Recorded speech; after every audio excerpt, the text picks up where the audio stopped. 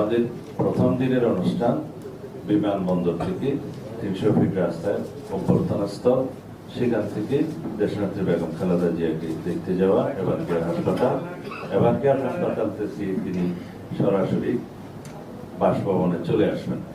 তখন বিমানবন্দর সড়ক হয়ে কাকলের মোড় হয়ে গুলশান ২ নম্বর হয়ে তিনি বাসভবনে চলে আসবেন। সেদিন আর অন্য কোনো অনুষ্ঠান হবে না। বাকি অনুষ্ঠান আপনারা জানতে পারবেন। আমি আগাম শুধু ২৬ তারিখের অনুষ্ঠানটা আপনাদের সামনে বলতে পারি। বলে ফেলেছি ২৬ তারিখ শুক্রবার বাদ জুম্মা তিনি বাসভবন থেকে রওনা হয়ে প্রথমে শহীদ জিয়ার মাজার জিয়ারত করবেন এবং সেখান থেকে জাতীয় স্মৃতিসৌধে তিনি শ্রদ্ধা জ্ঞাপন করতে যাবেন। এটা ২৬ তারিখ। ২৭ তারিখের প্রোগ্রাম আপনারা পরে জানবেন।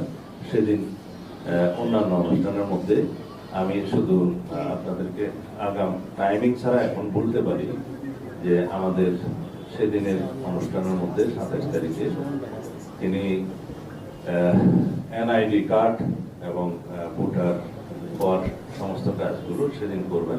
এরপরে শহীদ উসমান হাদির কবর জিয়ারত করবেন এবং যাওয়ার পথে তিনি বঙ্গ হাসপাতালে জুলাই অভ্যুত্থানের যে কর্মসূচি, বঙ্গ হাসপাতালে যাওয়া, তাদেরকে দেখতে যাওয়া সেটা, এবং এরপর আরেকটি অনুষ্ঠান হবে, সেটা এখনো আমরা বিস্তারিত ঠিক করি না, আপনাদেরকে যথাসময়ে জানাবো।